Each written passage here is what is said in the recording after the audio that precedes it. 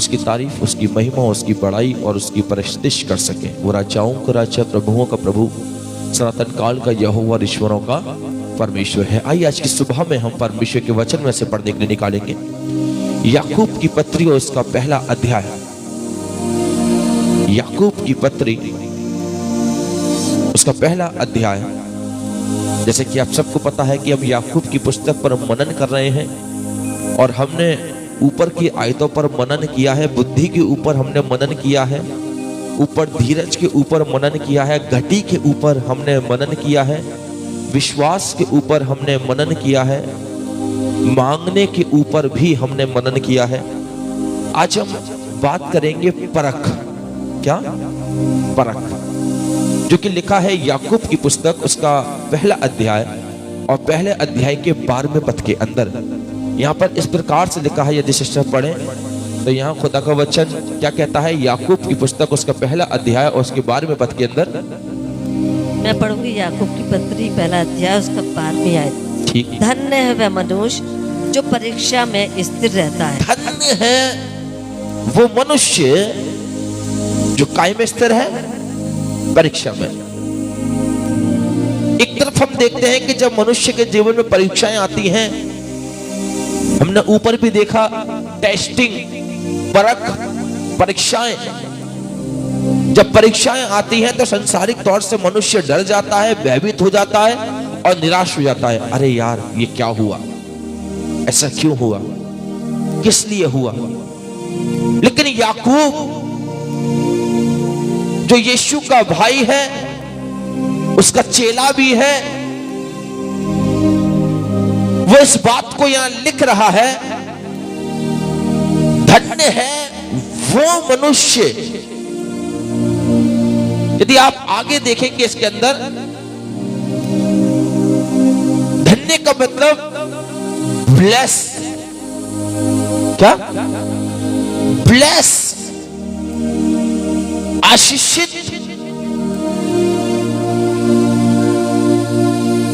आशीष हर किसी के जीवन पे परमेश्वर नहीं दे रहा। बरकत हर किसी के जीवन के ऊपर परमेश्वर नहीं दे रहा। लेकिन आज की सुबह परमेश्वर उसको आशीषित ठहरा रहा है जो परीक्षा में है। और कैसा है? स्थिर है। हालेलुया। धन्य है वे मनुष्य जो परीक्षा में स्थिर है। Praise the Lord. परीक्षा आई, आपके विश्वास की परख की परीक्षा, आपके प्रेम की परख की परीक्षा, आपके धैर्य की परख की परीक्षा जब खुदा की ओर से आपके जीवन में आई, और यदि आप उस कंडीशन में स्थिर नहीं रहे तो आप खुदा के द्वारा आशीष कभी प्राप्त नहीं कर सकते। बोले हालेलुया। आप परमेश्वर के द्वारा बरकत कभी प्राप्त नहीं कर सकते।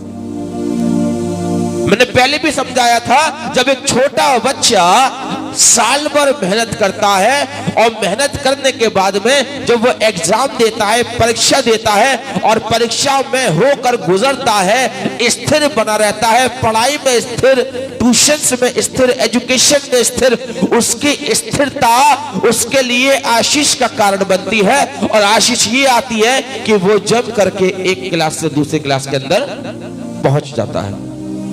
यह है आशीष, यह है बरकत। लेकिन आज हम बात कर रहे हैं आत्मिक रीति से। आज मनुष्य की सबसे बड़ी कमी है कि मनुष्य स्थिर बना नहीं रह पाता। कैसा? स्थिर, अटल। ये सबसे बड़ी कमी है मनुष्य के जीवन की। आप स्थिर नहीं बनेंगे, इसका मतलब है कि आप परीक्षा में डामाडोल हो रहे हैं। और यदि आप परीक्षा में डामाडोल हो रहे हैं, स्थिर नहीं है, तो you can not receive the Holi blessing. आप उसकी आशीष को, जो पवित्र आशीष है, उसे ले नहीं सकते। हर एक मनुष्य कहता है मुझे आशीष चाहिए, I want your blessing, I want your blessing, I want your blessing, I want your blessing. आप आशीष लेना चाहते हैं, बहुत अच्छी बात है। आशीष लेने के लिए आपको स्थिर बनना पड़ेगा। आशीष लेने के लिए आपके पैरों को स्थिर बनना पड़ेगा। आशीष लेने के लिए आपके विश्वास को स्थिर बनना पड़ेगा। हालेलुया। क्या हमारा विश्वास स्थिर रह पाता है? क्या हम प्रार्थना में स्थिर रह पाते हैं? नहीं। वचन कहता है कि तुम्हारा विश्वास तो एक पानी के बुलबुले के समान है जो एकदम से ऊपर उठता है और दूसरी बार में फूट जाता है। तुम्हारा विश्वास उस घास के समान है जो एकदम से हरा हुआ और दूसरे दिन फिर पीला पड़ जाता है। मतलब स्थिर नहीं है, स्थिर नहीं है। आज उगा, कल हट गया। एक पानी का बुलबुला फूला, फूट गया, स्थिर नहीं है। और वचन ने उस चीज का एग्जाम्पल दिया है। तुम्हारा विश्वास एक पानी के बुलबुले के समान है, तुम्हारा जीवन एक घास के समान है। इसका मतलब स्थिर नहीं है। यदि स्थिर होता तो वो इन चीजों का एग्जाम्पल ना देता। हम कब कब स्थिर नहीं हो पाते, सोचिए। जब भी हम स्थिर बनने की कोशिश करते हैं कि खुदा मुझे तेरे चरणों में स्थिर बनना है, मुझे लगातार प्रार्थना करनी है, मुझे लगातार प्रेजेंट रहना है, मुझे लगातार तेरी संगति करनी है, जब आप स्थिर बनने की सोचेंगे ना, शैतान तभी आपकी लाइफ के अंदर कोई ना कोई परीक्षा लेकर आएगा। जब आप स्थिर बनने की सोचेंगे तभी शैतान आपको गिराने की सोचेगा। आप प्रभु के साथ चलने की सोचेंगे, शैतान आपको ठोकर खिलाने की सोचेगा। आप प्रभु के साथ भागने की सोचेंगे, शैतान आपके पैरों को तोड़ने की कोशिश करेगा। क्यों? क्योंकि उसे पता है शैतान को, यदि ये स्थिर बन गया तो इसे आशीषित होने से कोई रोक नहीं सकता। यदि ये स्थिर बन गया तो खुदा की बरकतें पाने से कोई रोक नहीं सकता। और शैतान संपूर्ण प्रयास करेगा आपको तोड़ने का, संपूर्ण प्रयास करेगा आपके विश्वास को अस्थिर बनाने का। उसने प्रयास किया अय्यूब के जीवन के ऊपर। नाना प्रकार की परीक्षाएं आई। एक दास गया नहीं, दूसरा दुख का सुसमाचार लेके आ गया। दूसरा गया नहीं, तीसरा खड़ा हुआ है। तीसरा गया नहीं, चौथा खड़ा हुआ है। लास्ट में तो उसकी पत्नी भी कहने लगी कि मैं भी तेरा साथ छोड़ के जा रही हूं। और पता है उसकी पत्नी कितनी बड़ी बात कहती है? वो कहती है, क्या तू परमेश्वर में अब भी स्थिर बना रहेगा? देख तेरा कितना नुकसान हो चुका है। तेरे बच्चे खत्म हो गए, घर गिर गया, तेरी खेती बाड़ी चली गई, तेरे जानवर चले गए। क्या तू अब भी बना रहेगा? बोले हालेलुया। क्या तू अब भी कैसा बना रहेगा? स्थिर बना रहेगा? क्या तू अब भी उसमें मजबूत बना रहेगा? क्या तू अब भी खुदा के चरणों में मामूर रहेगा? क्या तेरी उपस्थिति अब भी खुदा के चरणों में बनी रहेगी? अरे उस खुदा को बुरा भला कहे और छोड़ दे उसकी संगति करना, छोड़ दे उसके साथ स्थिर बने रहना। लेकिन अय्यूब क्या कहता है कि तू मूढ़ स्त्रियों की सी बातें क्यों करती है? क्यों? अय्यूब जानता है इस बात को, यदि मैं स्थिर बना हूं और ये परीक्षा मेरे जीवन में आई है तो निश्चित है मैं आशीषित होऊंगा, होऊंगा और होऊंगा। बोले हालेलुया। भले ही परीक्षा मेरे जीवन में आई है, लेकिन मेरे परमेश्वर ने मुझे यह सिखाया है, स्थिर बना रहे, स्थिर बना रहे, स्थिर बना रहे। और अय्यूब स्थिर बना रहा, विश्वास में स्थिर रहा। वो कहता है कि मैंने अपनी खाल को टाट से सी लिया, मेरा बल मट्टी में मिल गया, लेकिन तो भी मेरे मुंह से कोई भी उपद्रव ना निकला। फोड़े उगाए, खाल लटक गई, बल टूट गया, लेकिन वो तब भी कहता है ऐ खुदा तू मुझे कब उठा के खड़ा करेगा। बोले हालेलुया। वो तब भी उस परमेश्वर से कहता है मुझे यकीन है कि तू मुझे आशीषित करेगा। और जब वो परीक्षा में स्थिर रहा, खुदा ने उसको दुगनी आशीष से लवरेज किया, डबल ब्लेसिंग। आप आयु 42 पढ़ेंगे, डबल आशीषें आपको दिखाई देंगी। कारण धन्य है वे मनुष्य जो स्थिर है, जो परीक्षा में स्थिर है, विश्वास में स्थिर है, भरोसे में स्थिर है। यदि आप स्थिर हैं, आप आशीष पाएंगे। आप स्थिर हैं, आप बरकत पाएंगे। आप स्थिर हैं, आप अनुग्रह पाएंगे। हालेलुया। इसलिए तो वो बहुत अच्छी बात इस बात को कहता है कि धन्य है वे मनुष्य जो परीक्षा में स्थिर है। और आगे पढ़िए क्या लिखा है, क्योंकि वह खरा निकल कर जीवन का वह मुकुट पाएगा जिसकी प्रतीक्षा प्रभु ने अपने प्रेम करने वालों से की है। हालेलुया। हालेलुया। जो स्थिर है, जो परीक्षा में है, वो आशीषित होगा। और आशीष भी परमेश्वर कैसी दे रहा है, वो कह रहा है क्योंकि वह खरा निकलकर, एक शब्द आया है खरा निकलकर। परीक्षा आए, उसके अंदर से आपको खरा निकलना है। हालेलुया। मुसीबत आए, दुख आए, परेशानी आए, आपको उसके अंदर से खरा निकलना है। परीक्षाओं का आना लाजमी है, दुखों का आना लाजमी है, दर्दों का आना लाजमी है। लेकिन मुबारक है वो इंसान जो उन दर्दों में, उन परीक्षाओं में, उन पीड़ाओं में खुदा के चरणों में स्थिर बना रहे।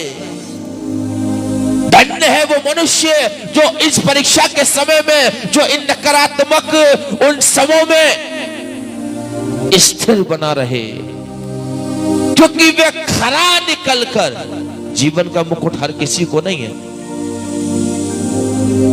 बहुत से लोग इस बात की प्रार्थना करते हुए मैंने सुना है, प्रभु हमें जीवन का मुकुट दे, हमें जीवन का मुकुट दे, हमें जीवन का मुकुट दे।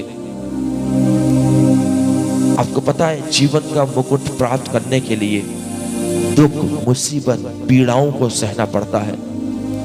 जीवन का मुकुट वो नहीं कि हम जाके किसी दुकान से खरीद के लिए आए। जीवन के मुकुट के बारे में मैं आपको और आगे बताऊंगा कि जीवन का मुकुट आखिर है क्या, क्योंकि वह खरा निकलकर जीवन का मुकुट पाएगा। जीवन का मुकुट यानी कि जीवन का मुकुट आपके लिए एक टास्क है, एक गोल है। यदि आप प्राप्त करना चाहते हैं, आपको खरा निकलना पड़ेगा।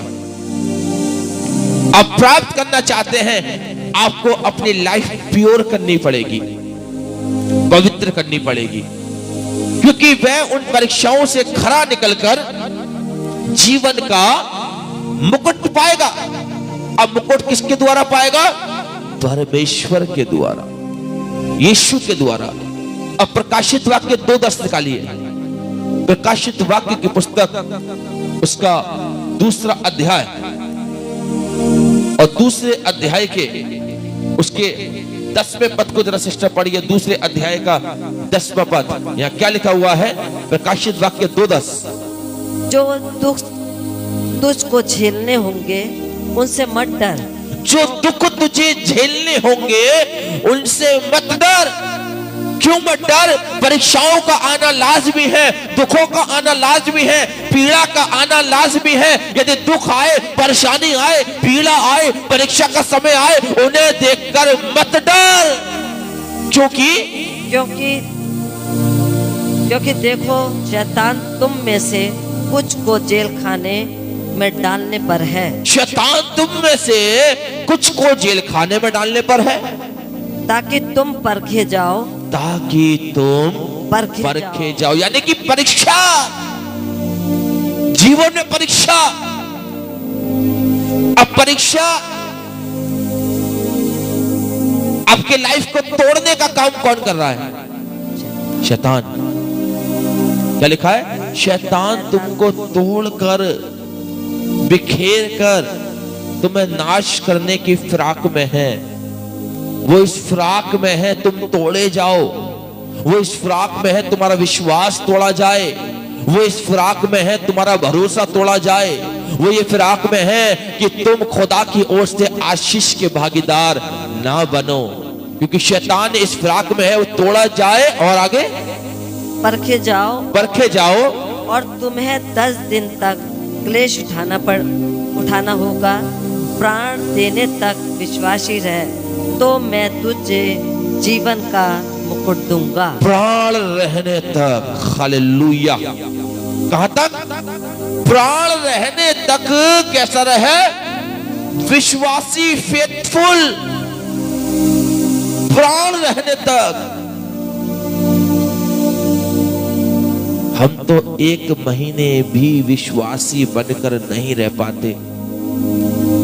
हालेलुया। 1 दिन भी खराई के साथ नहीं चल पाते। 24 घंटे खराई के साथ चल के देखिए, मात्र 24 घंटे।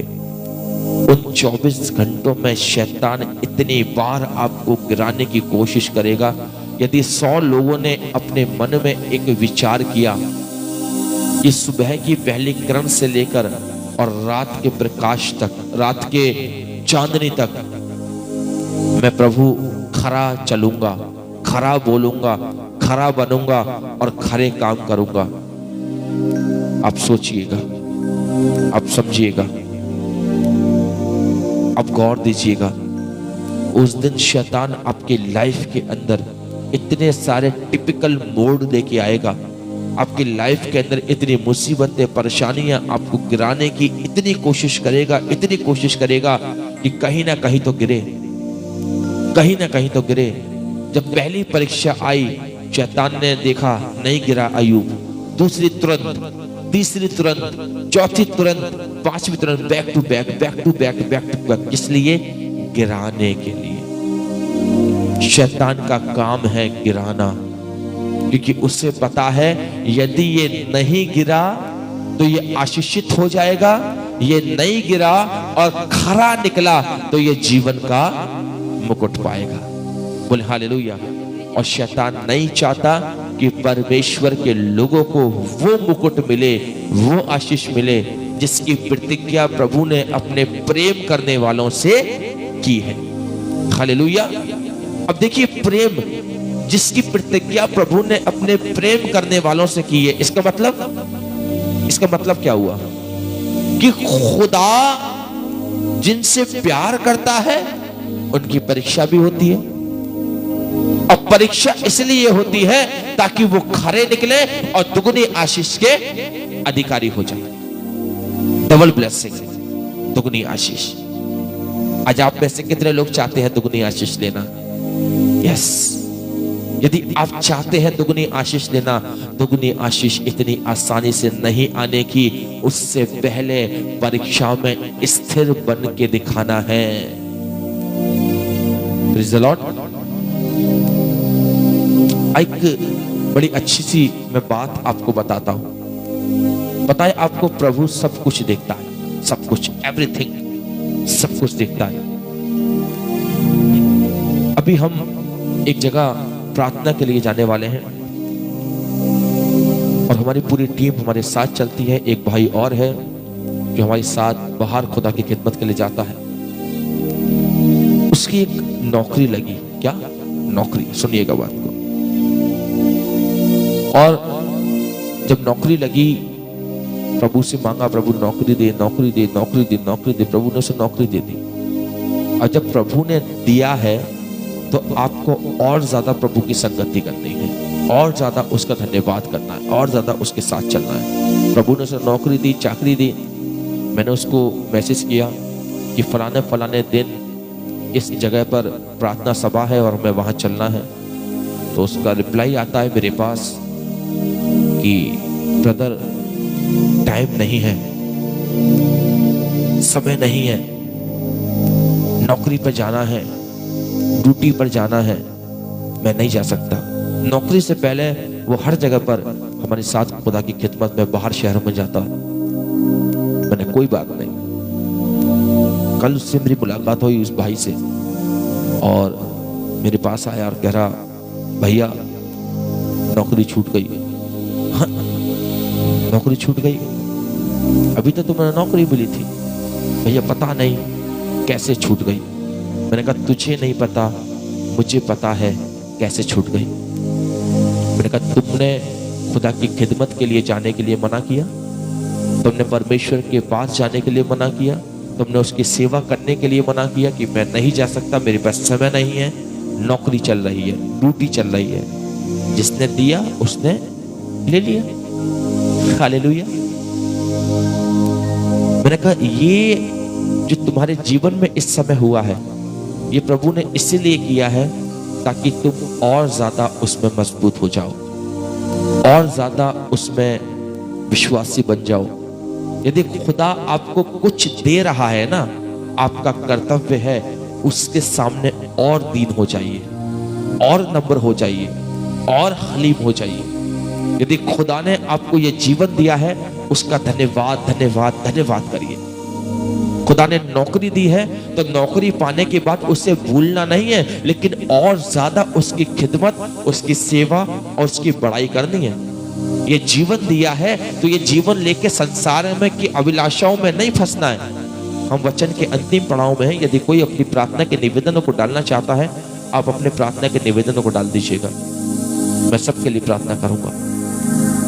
यदि खुदा ने आपको बरकत दी, नौकरी दी, चाकरी दी, ऐश और आराम दिया है, इसका मतलब है कि आप उसके आगे और दिन होइए, और नम्र होइए, और खरे निकल के दिखाइए। प्रभु मैं और खरा बनूंगा, और खरा बनूंगा, और खरा बनूंगा। प्रभु कहेगा तू और खरा बनेगा तो देख मैं तुझे जीवन का मुकुट दूंगा। बोले हालेलुया। आप प्रभु के लिए खरे बनेंगे, प्रभु आपको आशीषित बनाएगा। आप परीक्षा में स्थिर रहेंगे, प्रभु आपको उठा के खड़ा करेगा।